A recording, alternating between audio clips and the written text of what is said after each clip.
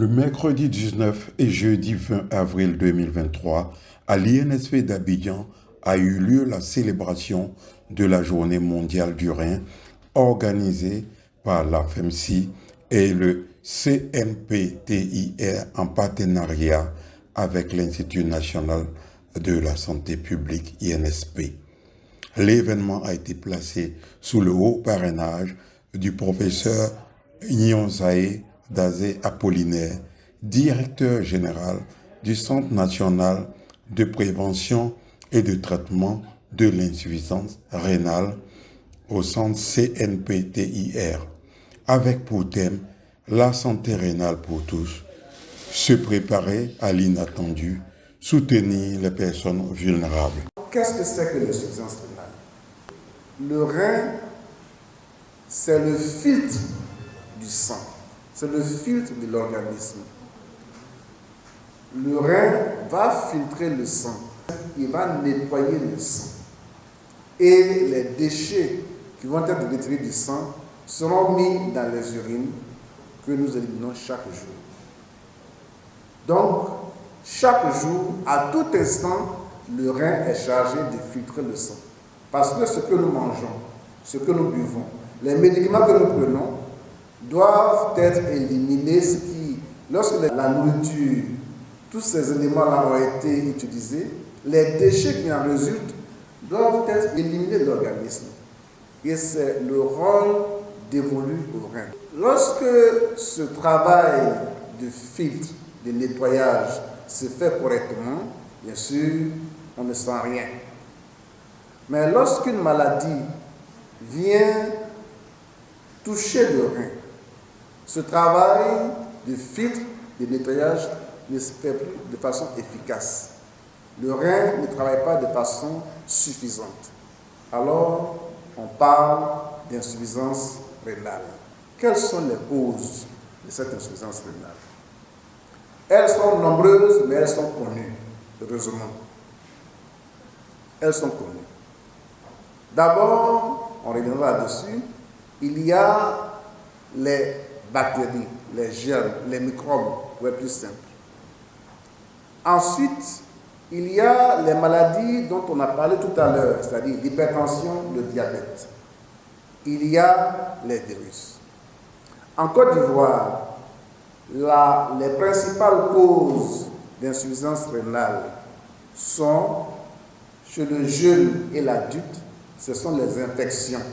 Les infections, je vais vous surprendre, les infections ORL chez l'enfant. Nous sommes ici à l'Institut de santé, à l'Institut national de santé publique. C'est l'institut qui abrite le centre de dialyse pédiatrique et le service de néphrologie pédiatrique. Ça veut dire que même l'enfant est concerné. Nous reviendrons là-dessus. Donc, chez l'enfant et chez le jeune, les principales causes d'insuffisance rénale sont les infections. Dans le jargon médical, on dit les infections ORL. Mais simplifions les choses. Les angines, les rhinites, les sinusites, les otites. Voici les principales causes d'insuffisance rénale chez le jeune. C'est pour cela qu'il faut traiter de façon systématique toute angine, toute infection ORL, angine, sinusite, rhinite, otite chez l'enfant, de façon systématique. Le traitement ne coûte rien du tout. C'est juste de la pénicilline. 10 jours d'antibiothérapie et c'est fini. Alors, quelles sont les personnes qui courent le risque de développer une insuffisance rénale? C'est nous tous. Tout le monde.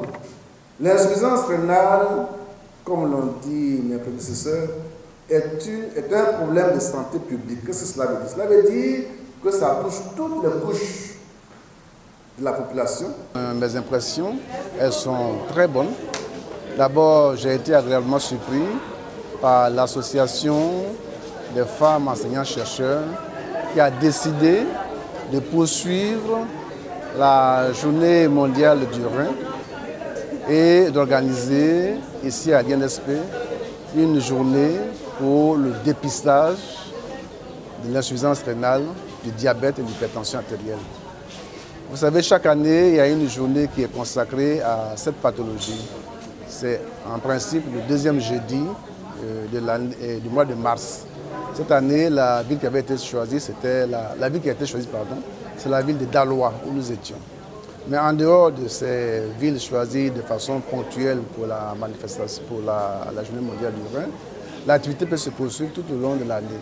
Et c'est ce que la FMC a compris et elle a organisé ce matin une journée pour le dépistage de la maladie rénale, l'insuffisance rénale. Alors, les conseils que j'ai donnés, c'est simple, parce qu'on connaît les causes de l'insuffisance rénale. Par exemple, chez l'enfant, il faut traiter toutes les infections, toutes les affections de la sphère ORL, parce qu'elles peuvent avoir une complication rénale qui peut évoluer vers l'insuffisance rénale, chez l'enfant et chez le jeune. Chez les adultes, ce sont des maladies qui sont déjà connues. C'est l'hypertension artérielle, c'est le diabète, c'est le VIH. Quand on est diabétique, d'abord on peut éviter le diabète et l'hypertension artérielle grâce à une hygiène de vie et d'alimentation. Mais si d'aventure on devient hypertendu ou diabétique, il faut suivre correctement son traitement et faire un bilan au moins chaque année sur le conseil de son médecin. J'ai aussi insisté sur le fait que les femmes en âge de procréer doivent faire toutes les consultations prénatales prévues par le programme de protection de la santé maternelle et infantile.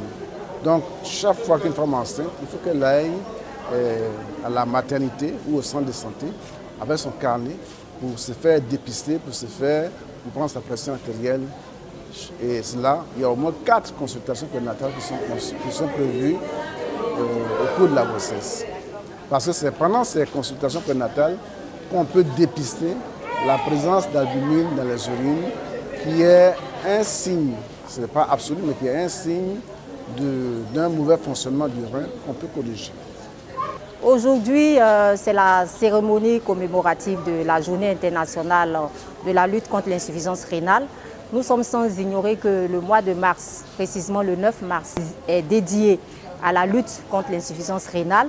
Et les femmes chercheurs ne peuvent se mettre en marge de cette cérémonie, de ce jour, ces journées qui sont très importantes. Alors, après la cérémonie commémorative de la Journée internationale de la femme, il était important que l'AFMC se penche sur la lutte contre l'insuffisance rénale et toutes les maladies qui sont les causes de l'insuffisance rénale. Tel est l'objectif de notre présence aujourd'hui. Et cette journée a pour thème soutenir les personnes vulnérables. Pendant ces 2 jours, il s'agit tout d'abord de dépistage non seulement de l'insuffisance rénale, mais aussi du diabète, de l'hypertension artérielle et de l'obésité. Ça, c'est cette première journée. Donc après la cérémonie d'ouverture, nous sommes sur l'esplanade du Centre national de santé publique pour le dépistage jusqu'au soir.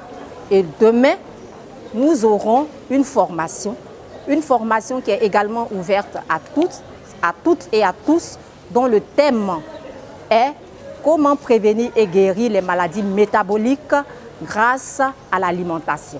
Nous en appelons à toute la population de la Côte d'Ivoire, aux femmes chercheurs et enseignants-chercheurs, aux hommes chercheurs et enseignants-chercheurs, aux étudiants, aux étudiantes, aux doctorantes, à nos parents, amis et connaissances. Nous leur demandons de converger vers l'Institut national de santé publique afin de se faire dépister et afin de se faire former.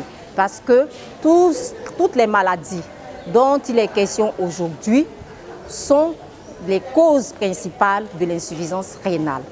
Nous signalons que ce dépistage est entièrement gratuit.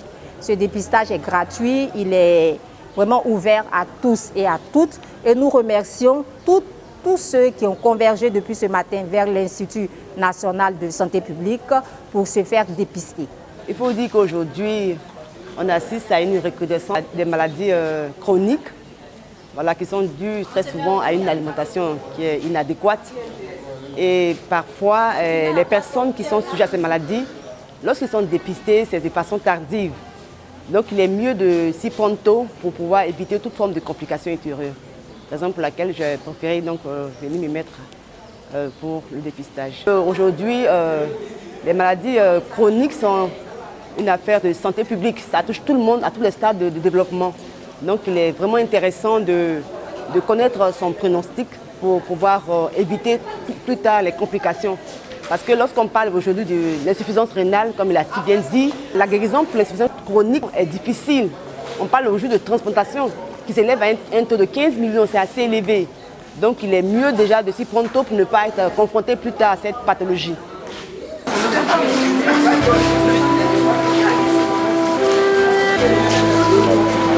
Dépistage